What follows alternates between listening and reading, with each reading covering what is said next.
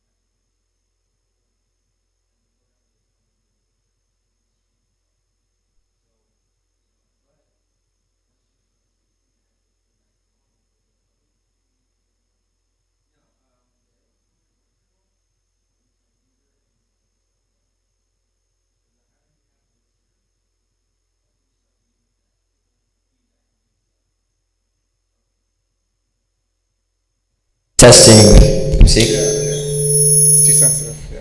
So then normally I have it like right. I like to kind of right where the bottom of that line of the triangle is. Okay. That's where it's pretty. Testing 1 2. Testing testing. So that gives it enough volume. So even if they're not completely in front of the microphone, it still picks up pretty good.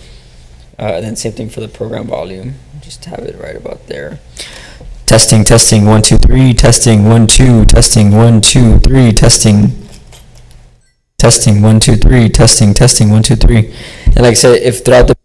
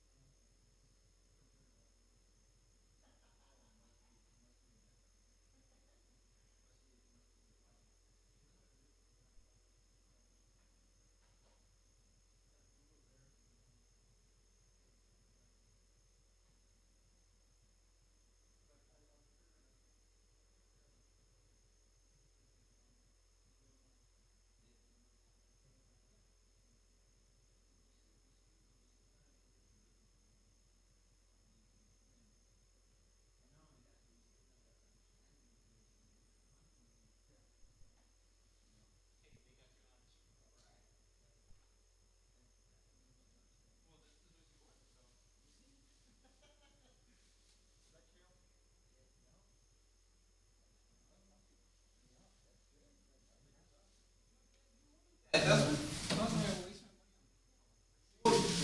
waste your money on that.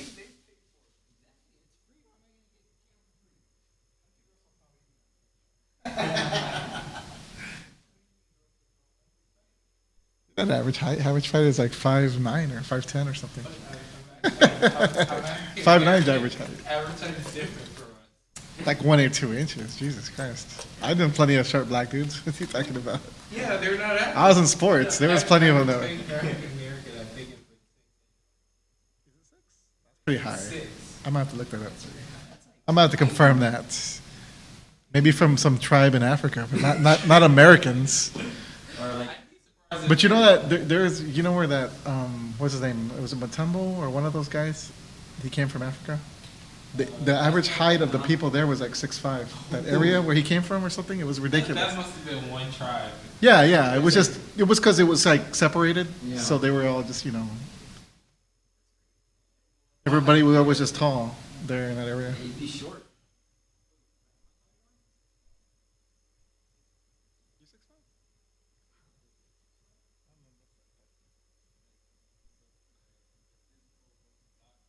Yeah, they did. Oh, you are 6'5". Why? I think it'd be like 6'2".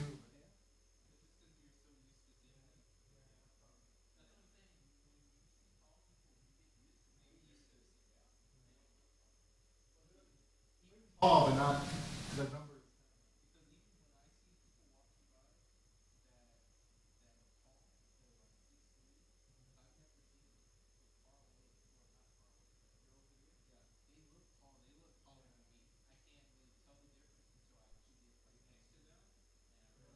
They're pretty much the same.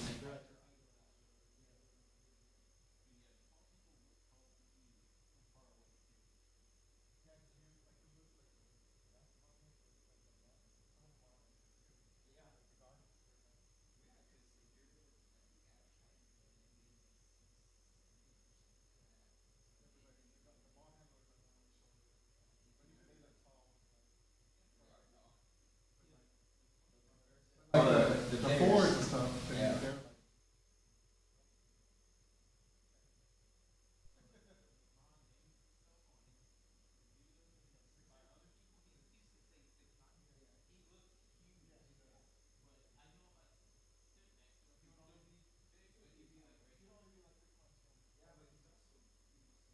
that makes them look bigger too.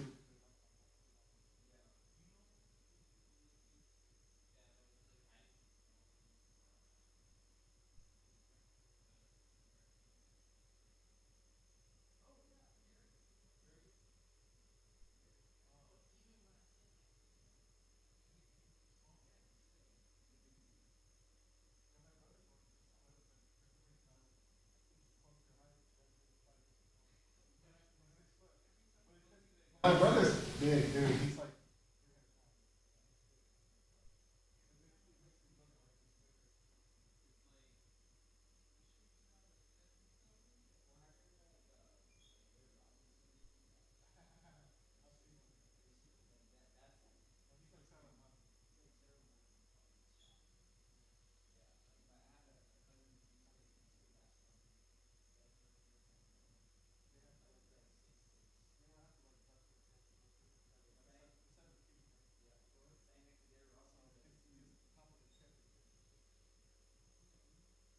That's crazy, yeah.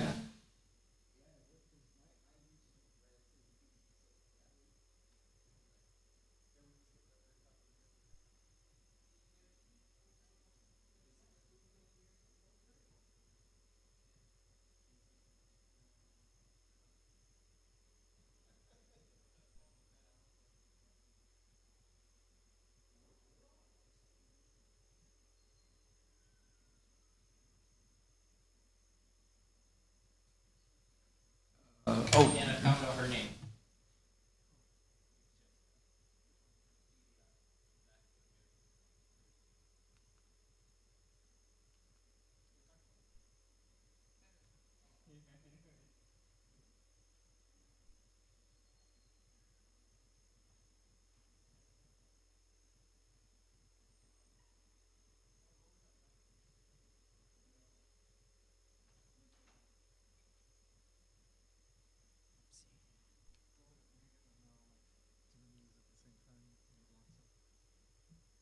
Oh, yeah, so if more than like 7 mics are on, is this on? Oh, this is on.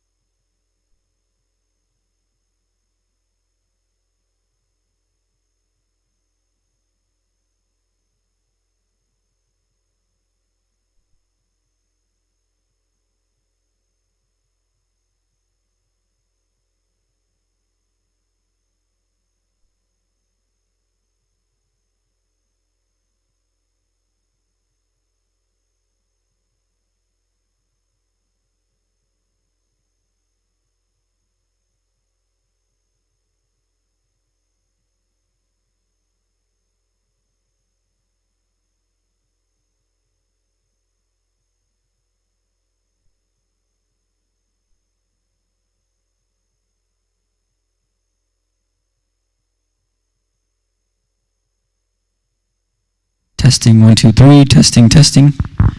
Testing 1 2.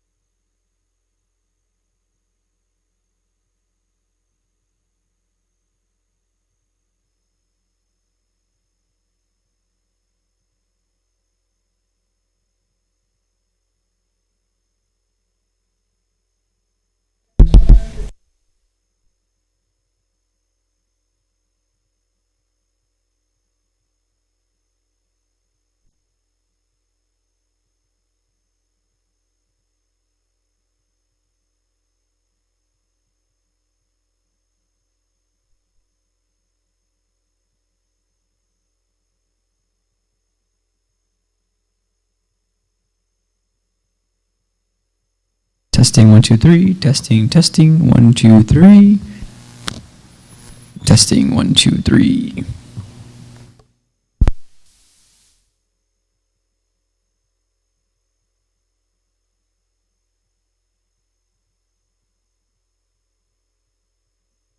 Testing wireless mic number 2. Testing 1 2 3. Testing 1 2 3.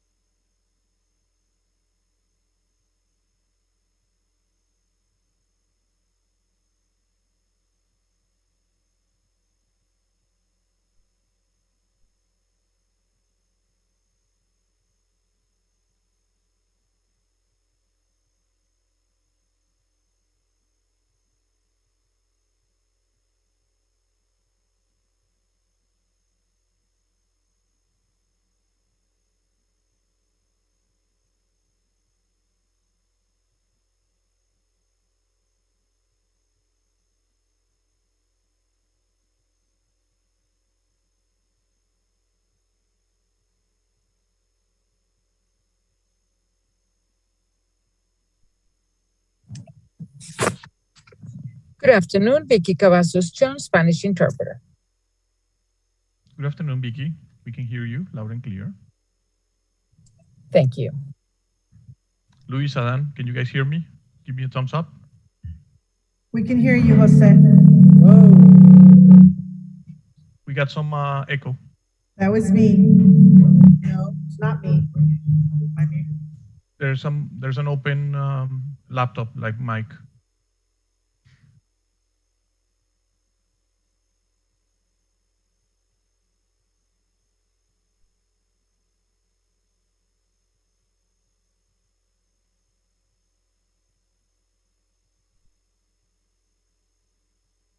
Hello, testing. Jose, can you hear me? Jose? I'm going with yes.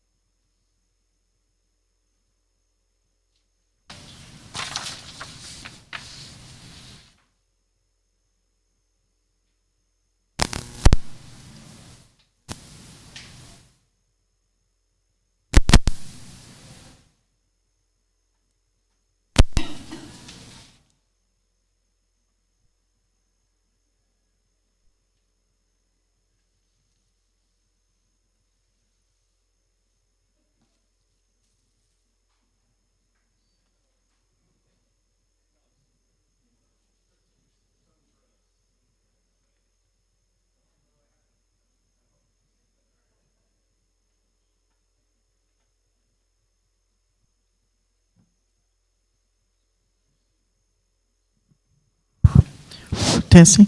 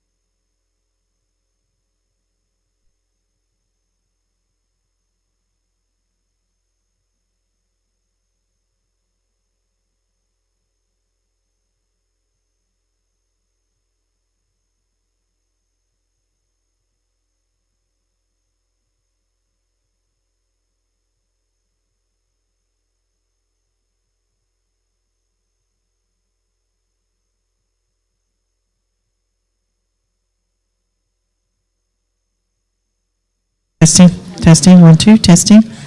Jose, can you hear me? Jose?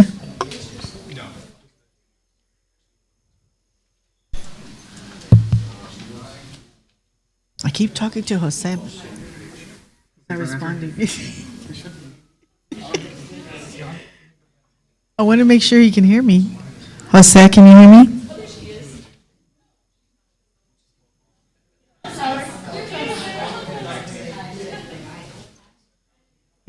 He must have stepped away.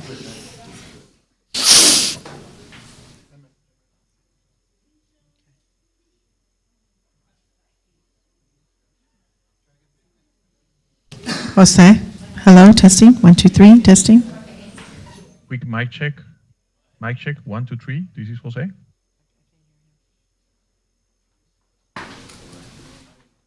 Jose, can you hear me?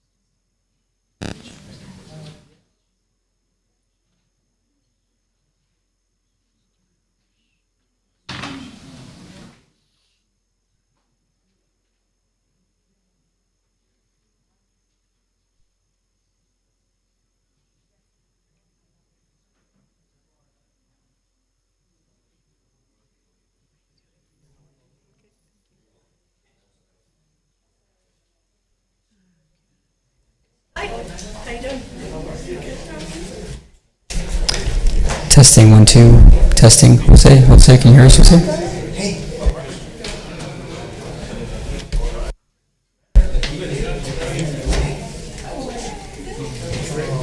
Jose, can you hear us, Jose?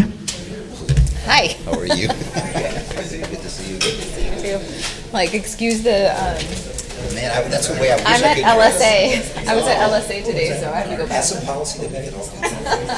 I think we can already. We do? We can already. I don't think I can. Oh. I have to look like a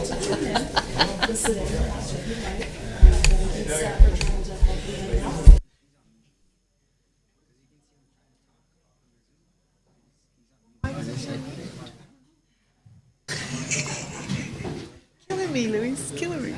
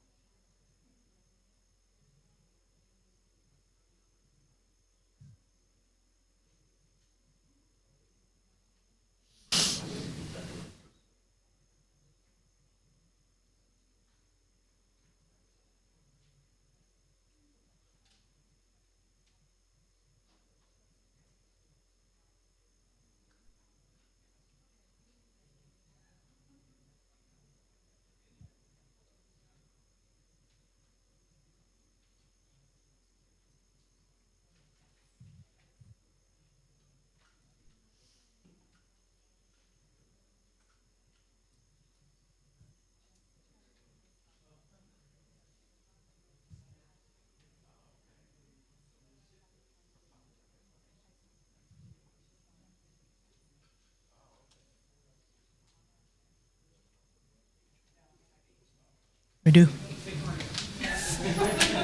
7, 7, 7.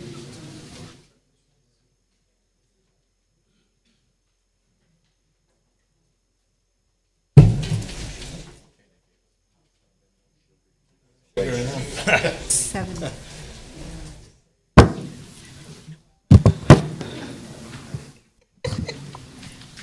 Signals. How many signals do we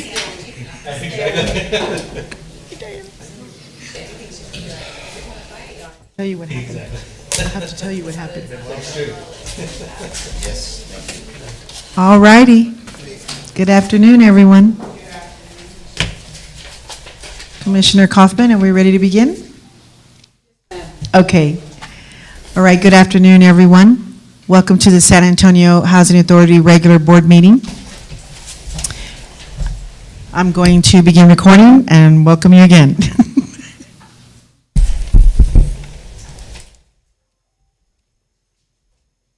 Recording in progress. Okay, welcome to the San Antonio Housing Authority regular board meeting. I'd like to remind everyone that this is a hybrid conference and that we have Zoom attendees as well. I'd like to remind everyone on the Zoom, if you'd like to speak, please unmute by using your *6 to mute and unmute, or you can use the mute button at the bottom of your screen. We also have the live transcript going on as well, and you can go at the very bottom and manage your live transcript, whether you want them on or off. I'd like to remind all the commissioners to speak into the microphone and make sure that your microphone is turned on red when you're speaking. I'm going to begin with the commissioners' roll call. Chairwoman Dr. Ana Cha Guzman. Vice Chairwoman Olga Kaufman. Present. Commissioner Gilbert Casillas. Here. Commissioner Dalia Contreras. Present. Commissioner Lauren D. Dantzler. Commissioner Gabriel Lopez. Here. Commissioner Ignacio Perez. Here. Board of Commissioner Attorney Doug Ponick. I'm here. CEO and President Ed Hinojosa Jr. I'm here. And we do have Vicky Cavazos Jones, our bilingual communication interpreter, online. Here. Thank you. Vice Chair Kaufman, you may call the meeting to order. Thank you. Okay, we can call this meeting to order. The first item on the agenda is public comment. Do we Yes. have any public comments? Yes, we have some that are present in the room for public comment. Item number 2, I'm going to start with Evelyn Brown.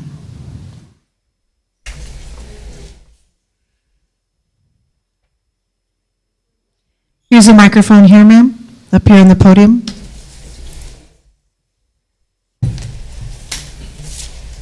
You have 3 minutes to speak. Hello. Oh. Okay, what do I do here to turn this on? It's on, ma'am. It's on? Can you hear me? Yes. Okay. My name is Evelyn Brown, and I live in Dignowity Hill, and which is kind of in my backyard, the East Village Apartments. And I have some complaints about the East Village Apartments. I have pictures here from 2011, and I have pictures here from 2020. And I'd like to pass them around to show them to you, to see what our neighborhood goes through every day. Which one is she? These are from 20, I'd like for you to look at all of those, sir. Sir, I'd like for you to look at those. I'm not one of the commissioners, ma'am. I'm just the attorney, so the commissioners are looking at what you've asked to look at. That's what we go through every day with trash. I've been down here since 2011 complaining about this, and nobody has done anything. So I thought I'd say the next step should be the board. Maybe you all can do something about it. And I have pictures here from, these are more recent.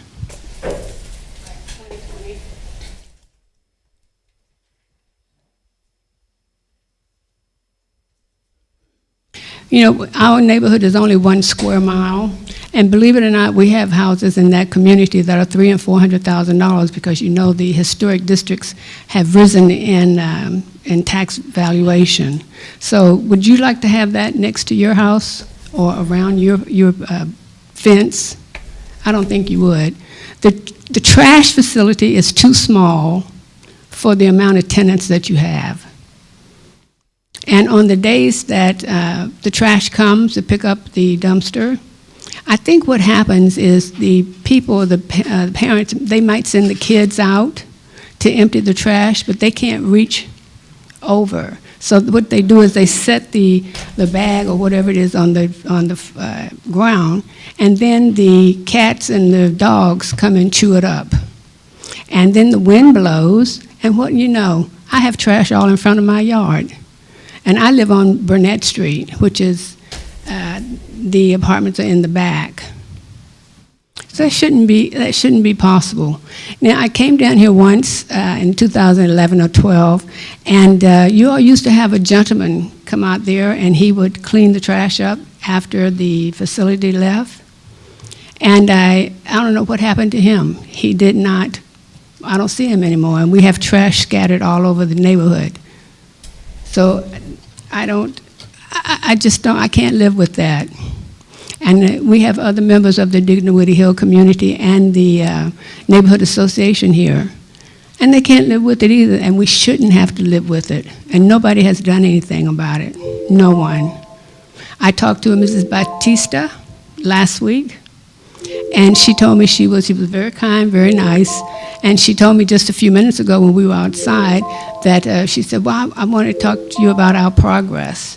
And I said, well, I called you this week, and you didn't return my call. And she said, well, that's all right. I said, no, it's not all right for you not to return my call, because I wanted a progress report. So I'm bringing it to the board so that maybe you all can figure out something with thank you. I'm trying to bring it to the board so that you all maybe can figure out something. What we want to do, the little committee, we want to sit down with the higher management and see if we can't come to some kind of resolution. And it's not only the East Village apartments that we're complaining about, it's also the, I think it's called the Olive Street, which is on Olive and Lamar. That's just as bad.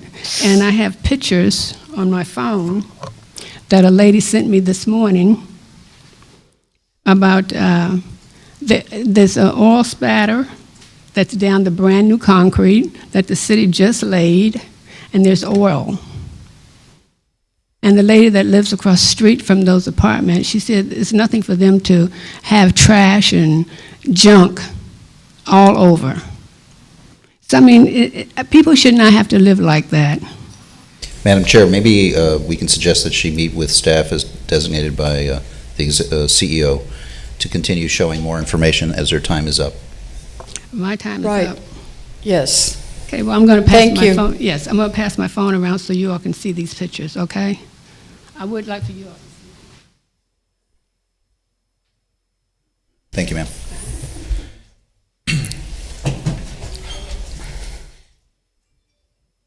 Do we have other citizens to be heard? Or public Yes, for comment? public comment, yes, Yes, ma'am. We have public. Vanessa Shelton.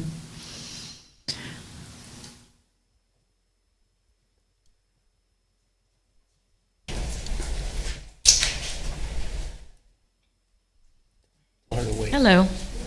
So I live in Dignity Hill as Shelton, well. Can you hold for 2 seconds? Oh, sure. Let this pass, so that way you've got our attention.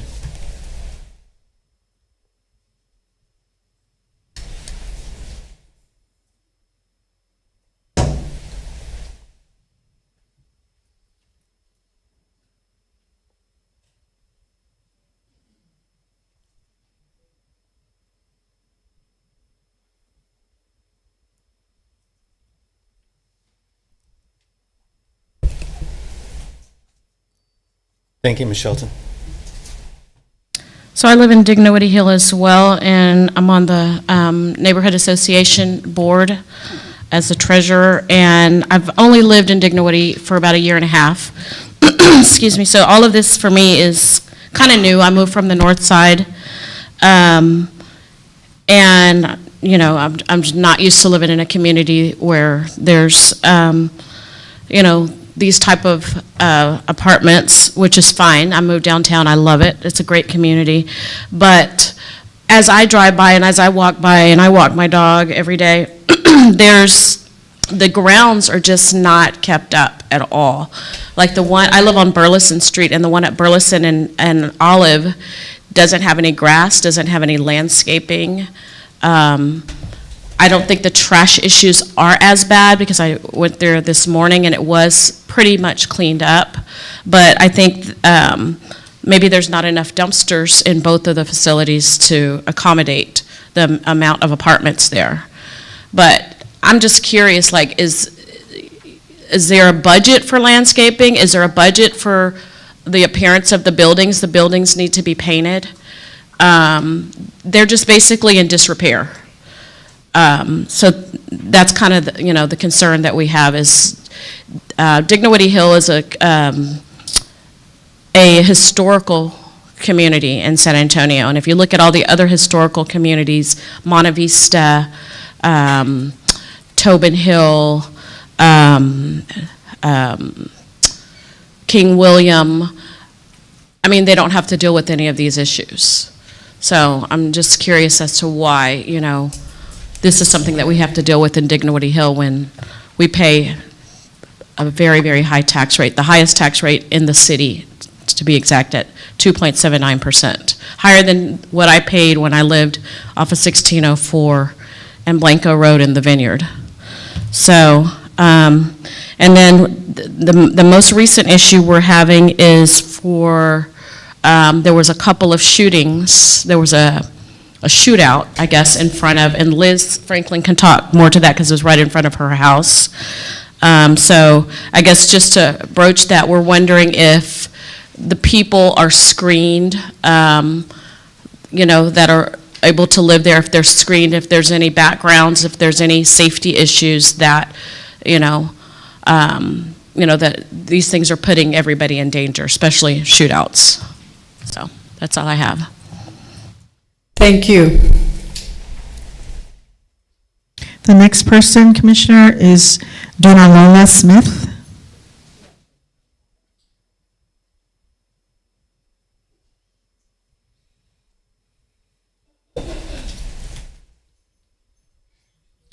Hi, my name is Dee Smith. I'm also on the Dignity Hill Neighborhood Association Board, and I'm the point person for what we call the Saha Task Force. So any issues that come up with Saha involved properties, I'll be the point person, and Liz Franklin will be the chair.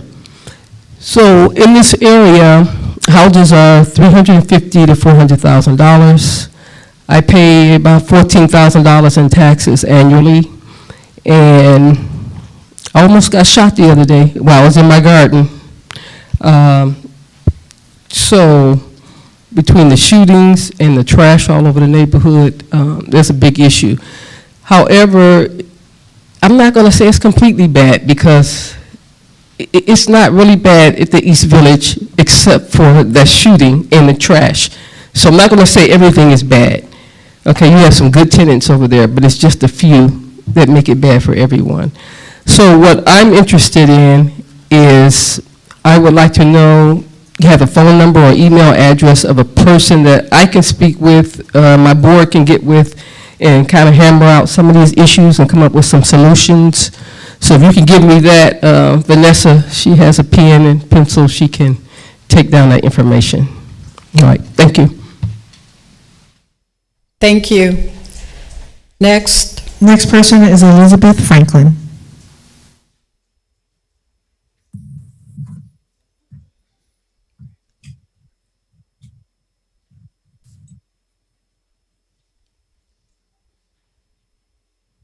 Seems like I'm the point person, right? I've already been introduced. I'm Liz Franklin. I live at 515 Hayes Street.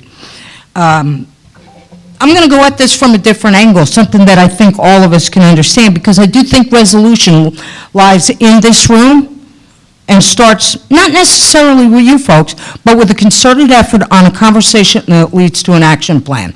So on the 11th of April at 9:30 on a Monday morning, barreling around, and it just so happened I was on the phone with Director of Security from Saha because I hadn't been able to reach my safe officer, Jim Ratliff. So I called Domingo because, I'm going to complain about something because I knew about this potential bad person.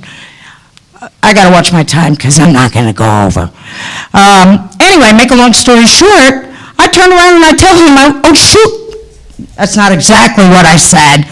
I got to go, I'm being shot at.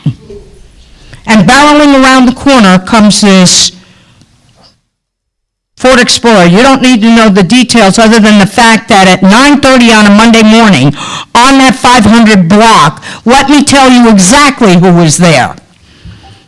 5 disabled veterans, 2 active duty nurses, and the guy that just purchased his house for $410,000. Do I care about the money? I do not. But it went on the market 3 days ago.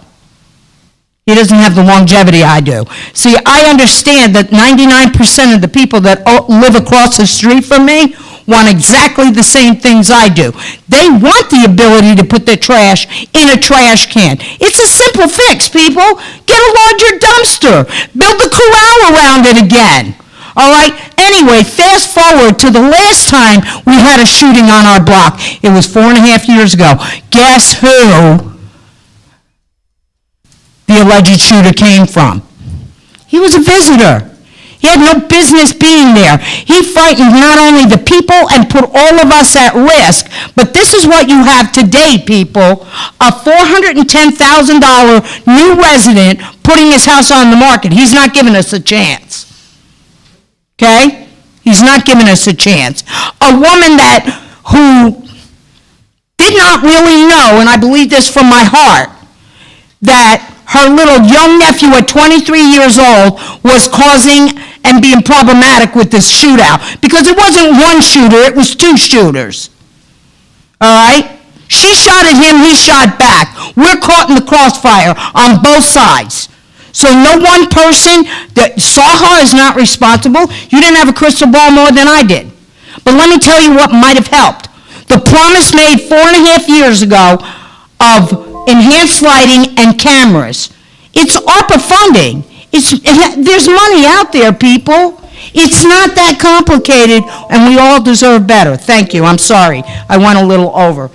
Thank Don't you, let me ma'am. talk next time. Yeah, well, that's why he's moving. His TV's blowing up.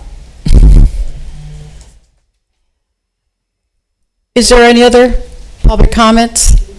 Can we get a number, address for a contact person before we leave?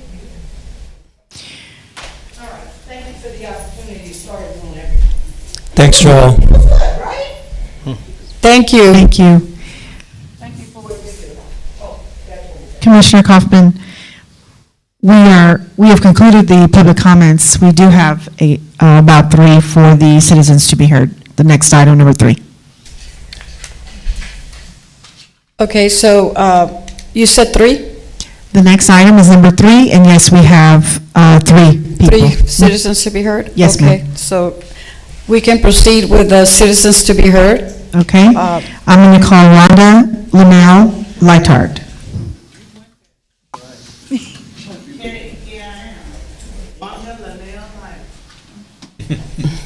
Up with it.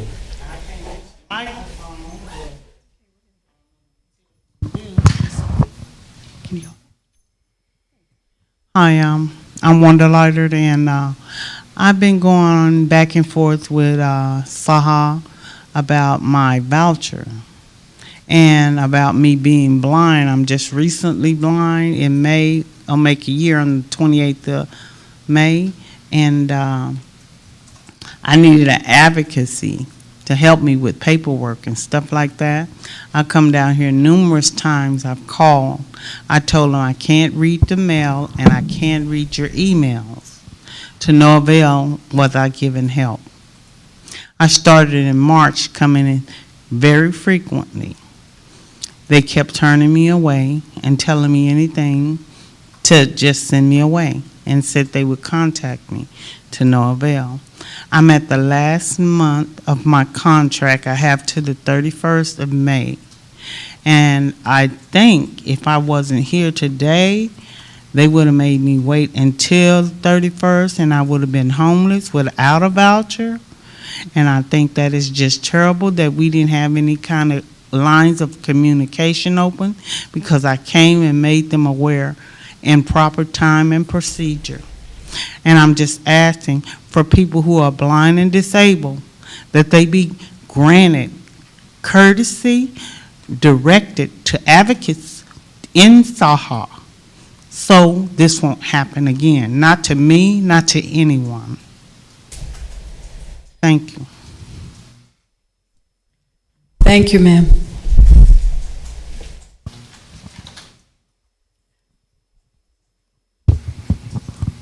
Next. Yes, the next person is Susan Marie Baldwin.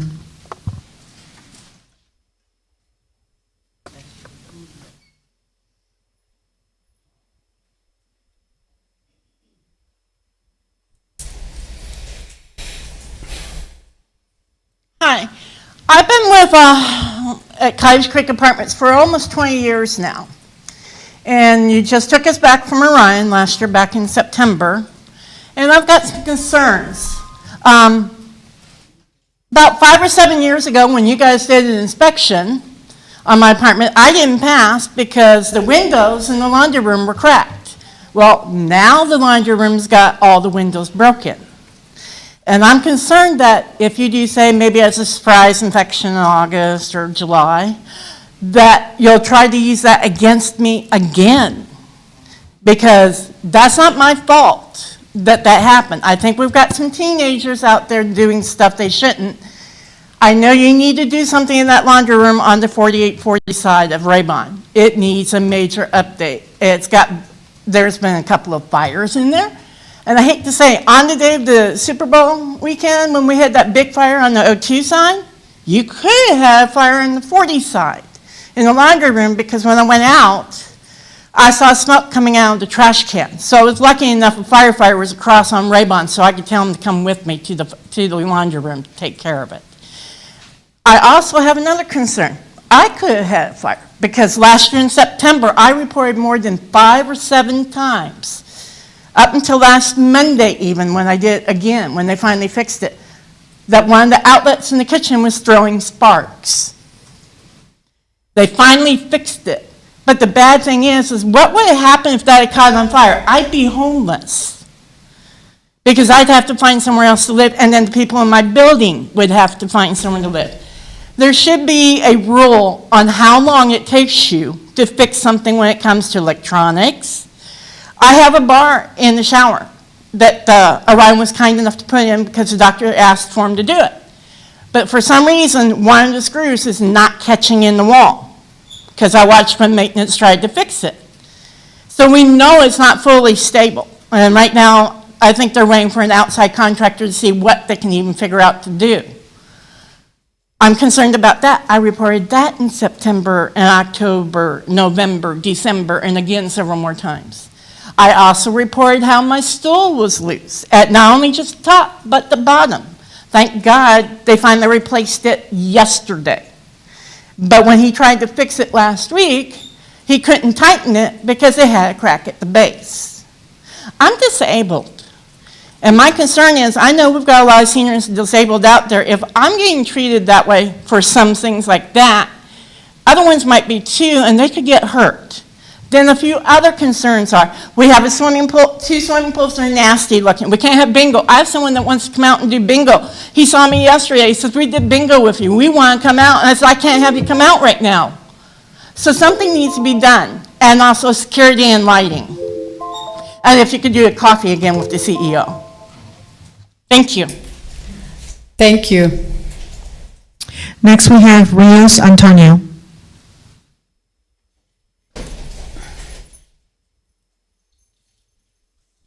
My name is Antonio Rios. I got convicted for a crime I didn't even do in 1982. I had to spend 8 years for scratch out my murder rap. Okay, the city did everything for me. You know what? Put me in jail for a crime I didn't even do. The person who did it, he came in for it. They let me go out. For 8 years, I couldn't find a job because of the background check. I had to go and pay somebody to clear me out because of the mistake of the city. Okay, now I got 32 stents in my heart. Dr. Wu, I got asthma. I got liver hepatitis C in the liver. I'm trying to die in a decent home. The homes that you're sending me, oh my God. I don't want to be in an old folks don't like to go be in the old folks to watch them, for me to see where I'm going at. The other apartment too, you know what, I went, I got beat up a year ago. My mind's not all there right now. I got brain damage too. I don't remember that good. I got to start, you know, got to write everything down. Sopuera, my lungs. You know what, I'm just a miracle living each day. I'm 63 years old. I got an apartment one time. I had to pay $700 more for my credit. I did it on Morrison and 1604. I wish that I would be going back to that apartment. I do not like other apartments. That's up to y'all. It's not up to me. I just make $700 a month. If I can't afford it, I just stay in the street. Right now, I've been living in a home that I've been sleeping in a sofa for 3 years. Rats, roaches, refrigerator this big. No food stamps. I'm not asking for nothing. I'm not a beggar or something, but right now I need help. I need a decent home to die. That's all I'm asking. You know what, my time's coming real soon, because since 1982, you know what, my life was changed because of the city. The city. What they told me, you come after us, we have a cop next to your house 24 hours, and we're going to bust you. Next time, you're going to go to prison. That's a threat. But I couldn't say nothing because I was afraid of them. They already put me in jail for a crime I didn't even do. And just imagine what they would do to me.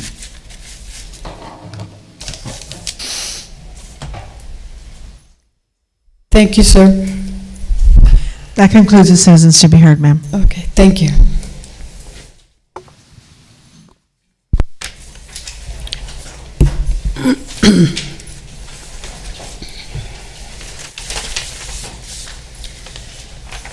The next item on the agenda is the approval of the minutes. First set is approval of the April 6, 2022 regular board meeting. Do I hear a motion to approve those minutes? Motion to approve. Do I hear a second? Second. All in favor, please say aye. Aye. Aye. Motion passes. Followed by approval of the April 20th, 2022 Operations and Real Estate Committee meeting minutes. Do I hear a motion for approval? I make the motion. Do I hear a second? Second. All in favor, please say aye. Aye. Motion passes, and those minutes are also approved. The next item is consent items, and I would like to remove item 8 because we have a little addendum for that, and then I would like to have a motion to approve consent item 5, 6, 7, and 9. I make the motion to approve consent items 5, 6, 7, 9. Second. All in favor, please say aye. Aye. Thank you. The motion passes. So let's go to item 8. I think Ed has a little addendum to it. Right, right. So this item was approved in committee, and I just wanted to mention that we have subsequently learned that there may be a tax impact to Saha on this particular item, and we are working with our tax attorneys to try to structure the transaction in a way that there is no tax impact. And Tim is here and can answer any details about that as he's been working closely with the attorneys on it. If there are any questions.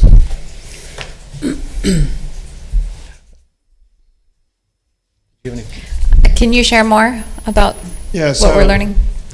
It is broader than this one transaction. We had a couple we brought to the board before as well, called Colsa Almadena and Sorrento, and so these are hitting year 15, and so very high level.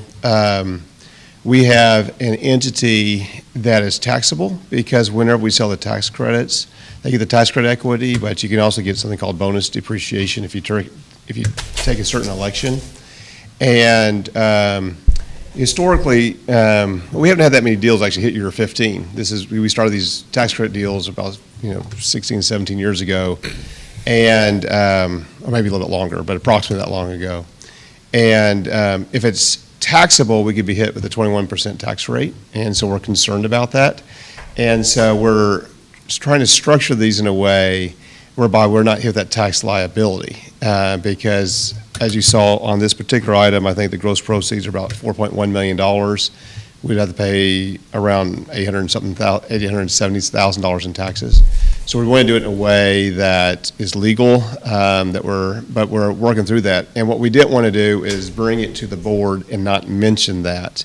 We originally didn't recognize that liability potential. And so the two previous ones and this one, there's that possibility.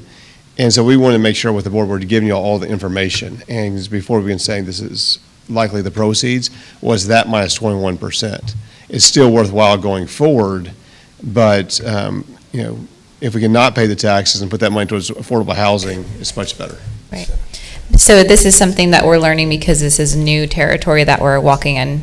Right, yeah, and we're talking about also structuring our transactions. We've had about 2 hours, I guess, with the calls yesterday on this, because the other deals that we have in place, we want to perhaps revise some of the agreements so that way there's a way to put the ownership towards the end at an entity that is non-taxable, and getting the partners that are currently in the deals to buy off on those, so that way we're not dealing with this again towards the end because people forget and things of that nature. So we're trying to get in front of it on transactions that are currently that we're working on.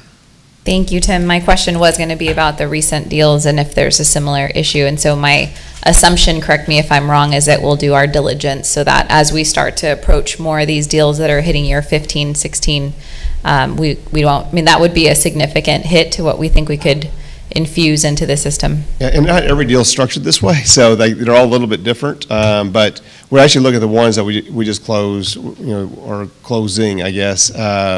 Actually, we just closed under construction some of those deals right now, and so it's not just the ones that are getting close to year 15. We're looking at the ones that we just brought to the board in the last couple of years. Thank you.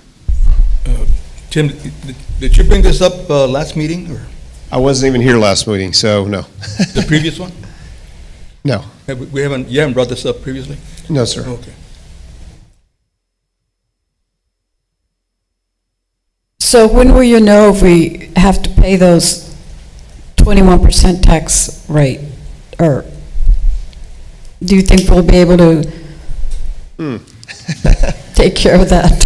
I can perhaps report out maybe in 60 days. Would that be fair? And hopefully we have it worked out much sooner than that. But maybe we have something in closed session, talk about how we did it, maybe in 30 to 60 days.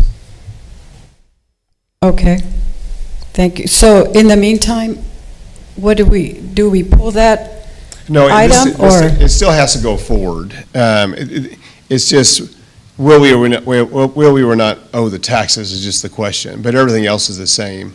So the question is, the delta there is about $870,000, but these agreements with Rowers, which is the company that's acquiring Rosemont, that would still need to close as we're going forward, because I think we have a closing deadline and we've been working towards it. But there is that unknown of that if we have to pay the taxes. In this particular deal, the end might be, Yeah. the end might be that we're making $9 million. Now it might be $7.5 million. Yeah. So we're still on a positive side of something. Yeah, we're still making money. It's just we may be making a little bit less.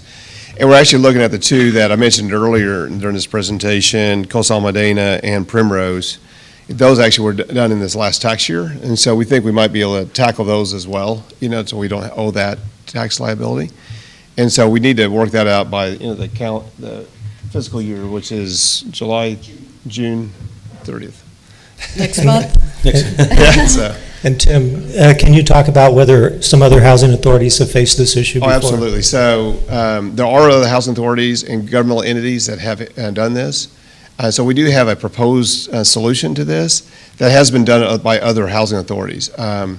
We always like to have legal opinions to say it's legal, so we're working through that. So the way we're dealing with the situation is we wouldn't be the first ones to do this. There's other housing authorities, and I can even say that's common, not common, because I think people have gotten to year 15, but the ones that are hitting year 15, they're using a way to be able to alleviate that tax liability.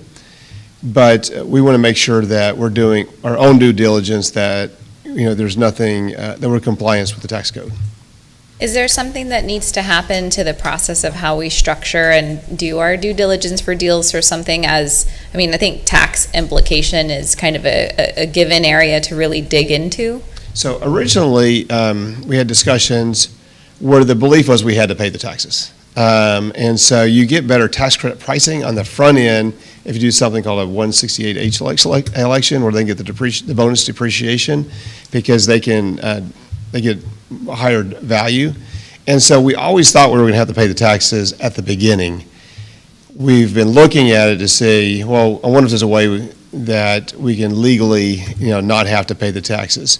And so we actually thought originally we were going to have to pay taxes, and so this is actually somewhat good if we're able to not pay, I guess. And what was the original tax rate that we are anticipating? Well, that was pre-President Trump. I don't know if you remember that. He had the big tax rate for corporations, good or bad or indifferent. I'm not going to make a comment. But it was probably at 30-something%, and then 30 what? 30. It was 30, and then it got dropped to 21%. But I think when we entered these deals, we were thinking it was going to be a much higher tax rate. Okay. But the tax rate did drop to 21%. And I think internally, what we've always said is we're going to buy for the existing debt plus exit taxes. So, Right. I mean, we've said that for all of these transactions in the past. Yeah, and that's what we've been saying, but, we want to make sure that we're telling you all the information that we have. Thank you. So do we go ahead and, I'll make a motion that we approve consent item number 8. do I hear a second? Second. All in favor? Aye. And Tim, you'll let us know in 60 days what you Yes, find out? absolutely. Okay, thank you.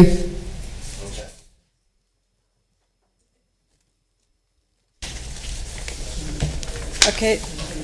The next item is item number 10, consideration and approval regarding Resolution 6233, authorizing the official and legal name change of the Housing Authority of the City of San Antonio. Michael Reyes, Public Affairs Officer, El Aguilar, and Gisela Gerard, Creative Civilization. Good afternoon, Commissioners. We're once again proud to bring this resolution to you for a final vote. During the last committee meeting 2 weeks ago, during the Real Estate and Operations Committee meeting, we heard you wanted to see us to address the color combinations and also make sure that the word home was a lot more prominent. So we've produced a fresher version, which is easier on the eye, and it also retains its modern contemporary feel as well. In addition, we wanted to make sure the logo was ADA compliant, so we took it a step further and we met with the San Antonio Lighthouse for the Blind to make sure that they were fine and they approved the version as well. And with that, I'd like to introduce Al Aguilar with Creative once again to kind of go over the logo and the marketing materials as well. Commissioner. You said something about Lighthouse for the Blind? Yes, to make sure that there was no issue with the visual look of the new logo and they could see, and they said it was fine. Before, maybe there was some difficulty for the visually impaired, but we wanted to make sure they were okay with it, and they were okay with it. Thank you. Thank you, Michael, and good afternoon, Commissioners. It's a pleasure to be with you. I appreciate the collaboration and the work that has gone forward in helping to develop the presentation of the information we're sharing with you today. There's been a terrific amount of research and direct interface with our residents, with our staff, with community-based organizations, all sharing their thoughts and ideas of the evolution of the brand name that we share with you here today. Equally, we've also paid special close attention and received some very strong, good comments on crystallizing and making the logo much more clear and understandable. And what you have before you now is a representation of the evolution of what we're going to share with you in terms of the new visual interpretation of the logo for the brand name Opportunity Home San Antonio. If you refer to page 9, you will see the clarity and the pronunciation of the word Opportunity Home, the symbolism and the shape on the left-hand side of the shape of the home, and the name Opportunity. So we addressed the questions of making sure that the term and the words Opportunity Home were clear in that. And with that, we wanted to share with you, in addition, if you scroll through some of the additional pages, what that would look like in various different applications. On page number 12, for example, you have a visual interpretation of what that logo would look like on the exterior wall and the entrance into the building that we're standing in today, as well as on the following page, there are images of signage of what this new brand logo and interpretation would look like in the interiors, the monument sign, and on page 14 on the right-hand side, you will see how we plan to introduce this to the entire community and to our residents and so on. In addition, there is on page 10 a visual interpretation and a look of what that might look like on a business card. So on one side you have the very clear, clean distinction look of the brand name, some beautiful white space around it, and then on the opposite side you have the individual's name and information. And then finally on page 16 is a very important part of this communication, and that is to offer narrative and to communicate this both in English and in Spanish. So what you see is some print ads and digital ads that would be delivered both in English and in Spanish for both print as well as digital outreach and communications as we move forward with this. So as you could see, the copies that says we changed our name Opportunity Home, a community of possibilities. En español hemos cambiado nuestro nombre Opportunity Home, una comunidad de posibilidades. And so the tagline in itself works very nice in Spanish. The sentiment and the idea of posibilidades, I think, is a really strong, nice communication, so it works effectively both in English and Spanish. We've carefully crafted to ensure that the Spanish is delivered in a meaningful way, not a direct translation, but wanted to share with you how we've evolved this and share with you a demonstration of how it would look with the evolution of the visual that we've created for you today. Thank you. Al, number one, thanks to you and your team for reworking this logo. I like the look of it and the reuse of the colors and everything. Thank you. Question, is the tagline going to be used in the logo and the bottom? In most applications, the tagline would be used. There are some applications oftentimes where you see a logo application where you just see the logo by itself without the tagline. I think that's a decision based on what the proper environment would be. I would like to add one other point. In terms of the evolution of the creative, this was a collaboration in working with Michael's team and Stephanie in particular, who helped greatly in helping the formulation. So it was not just Creative Civilization, it was a combination of our collective teams. So I think maybe it would be good to see that tagline like on the business cards and a few of the other applications, like on the letterheads and stuff like that. To add the tagline? Right, and maybe not on the big signs, but possibly like on the business cards and letterheads and stuff like that. Good recommendation. Thank you. And I have a question for Michael.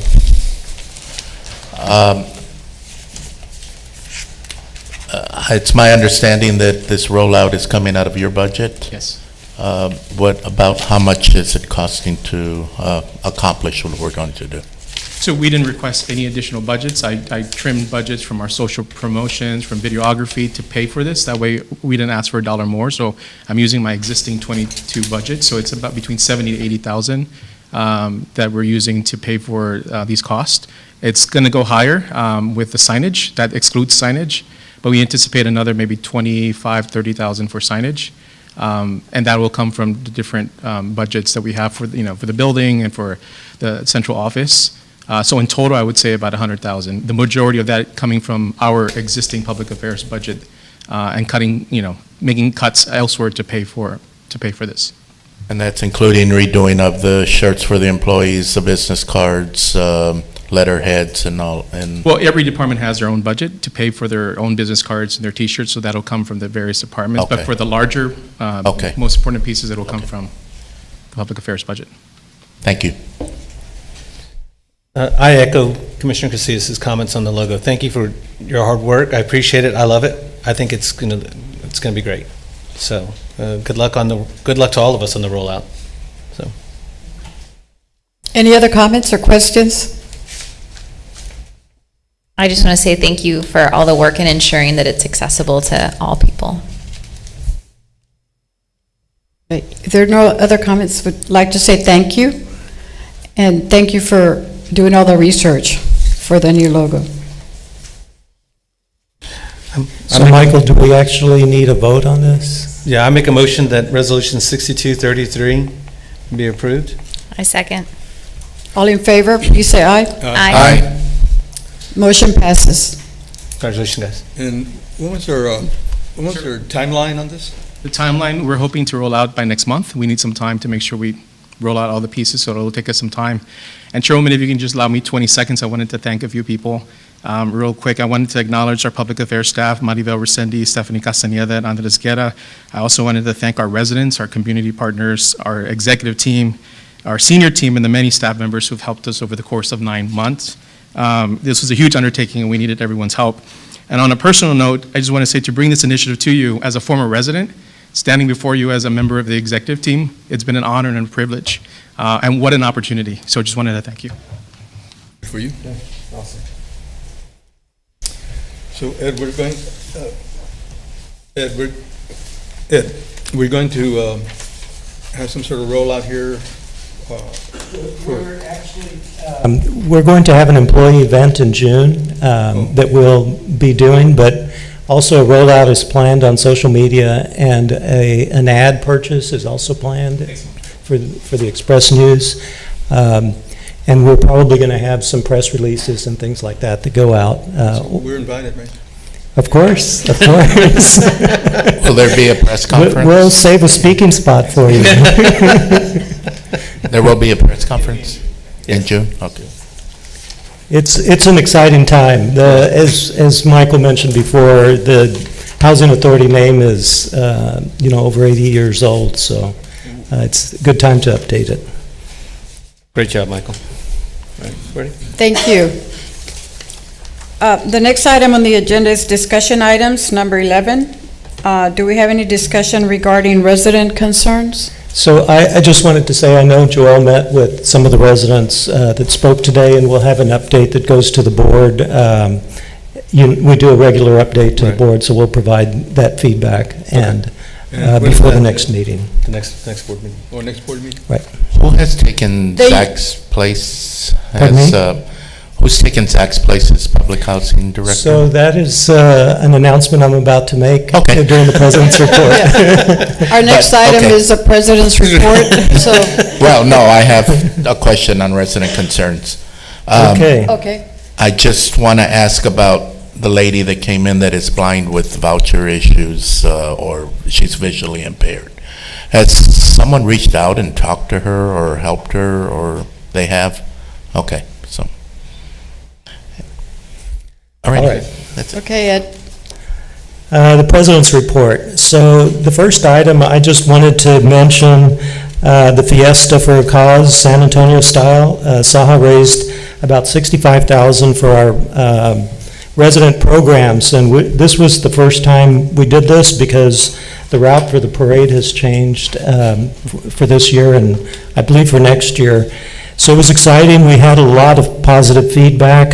I do want to thank different sponsors, KCI Technologies, Coach Rose, the NRP Group, Catellis, Robert Kistner, Mission DG, Bracewell, Atlantic Pacific Communities, OCI, Terracon Consultants, Able City, Barrett James, Restore Education, Alamo Title Company, the Garland Company, Streamline, Robert Kistner, and Alamo Architects. So Thank you for your support, and we will be using these funds to support resident services. Last month, we also participated in the grand opening at the Scott at Meadow Creek. It's in D4 and District 4, and it's a 324 unit apartment complex.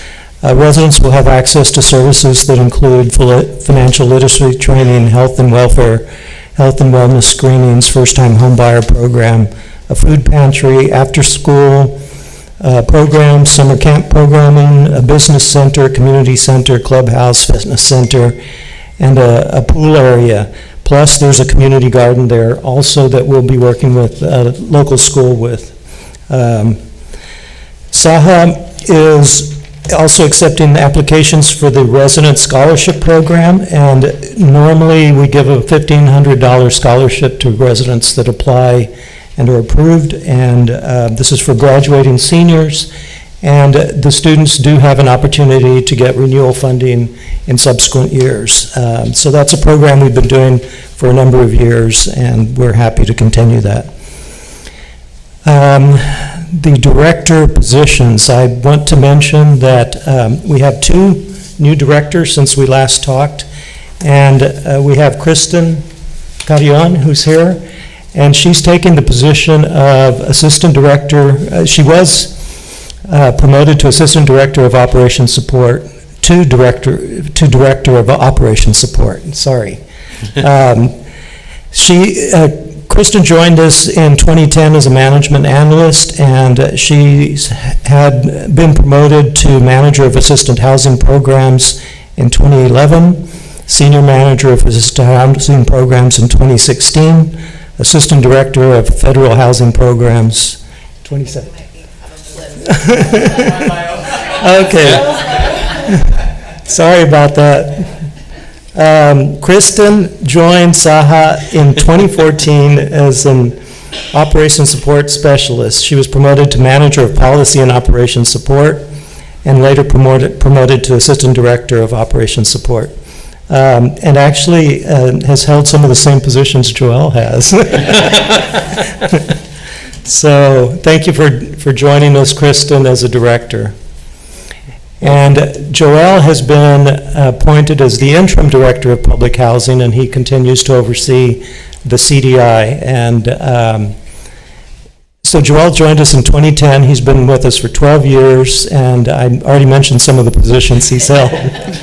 And so we're excited to have Joel overseeing this area. And welcome, Joel. What's his last name? Tabar.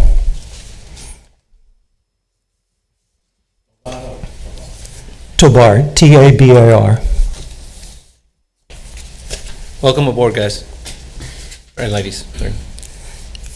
Let's see, what else on the president's report? Go to their role. Last week, I participated in a panel at the MTW conference, and the panel discussion was equity, diversity, and inclusion. And there were 3 other housing authorities, MTW agencies from across the nation participating, and it was interesting to hear different perspectives. It's really encouraging to see some of the work we're doing versus some of the work other housing authorities are doing. It seems like many of the housing authorities in the nation that are already doing equity work are particularly focusing on employees. And, we're going a little bit further and starting to look at processes and systems that deal with our residents and updating those where necessary, and considering how we fit in the larger scheme of things. So it's exciting to start that discussion. It looks like SAHA may be able to become a thought leader in this area. So that's an exciting thing that I wanted to report. Joanna participated in the Texas Smart Cities Summit in April, and she was able to share ideas and experiences with others and to discuss and plan new efforts to accelerate smart city development in Texas and across the world.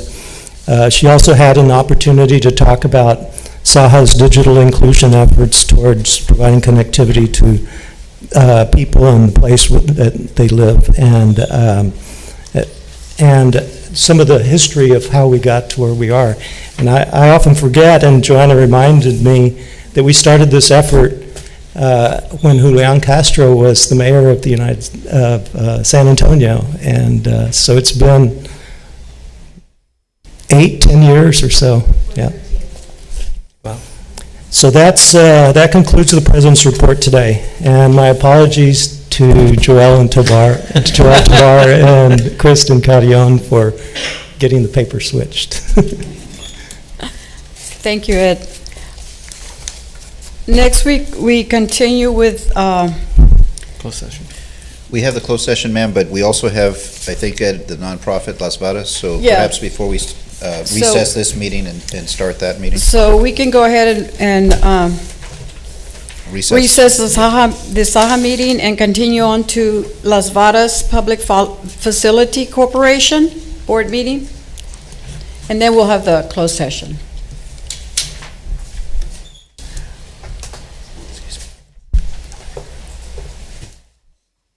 Okay, we don't need to do the other stuff, right? No, ma'am. So let's just call this meeting to order. And the first item on the agenda would be public comment. Do we have any public comments? No, ma'am, we did not. Okay, thank you. The next item is the approval of the minutes of the last meeting of the Las Vadas Public Facility Corporation meeting. Do I hear a motion to approve the minutes? I make a motion to approve. Do I hear a second? Second. All in favor, please say aye. Aye. Motion passes. And then we have two consent items. Consent item 4 and consent item 5. Do I hear a motion to approve these two items? We don't need any presentations, right, Tim? Okay. No, they're I just, it's motion. their consent items. Yeah, I motion, I know we had an extensive conversation about both of these in our committee meeting, so I motion to approve item number 4 and item number 5. Right. Thank you. Do I hear a second? Second. All in favor, please say aye. Aye. Motion passes. Thank you. So you can adjourn Okay. that meeting, ma'am, and reconvene Right. the regular meeting. Okay, thanks. Do I hear a motion to adjourn the Las Vadas Public Facility Corporation meeting? Motion to adjourn. Do I hear a second? Second. All in favor? Aye. We're adjourned, and the next items is we go into Closed session. closed session. And with Right, your and we'll permission- have the closed session in the In other the room. boardroom? Okay. Yeah. And- And with your permission, ma'am, I'll read the items into close. I read the items now into closed session, to take us into closed session. I Okay. read the items. Great. The board will be consulting with its attorney under section 551.071 regarding the procurement of waste management services. And then also, the board will be discussing personnel and consulting with its attorney under sections 551.074 and 551.071 of the Texas Government Code regarding the president and CEO performance evaluation process. The time is 2:01.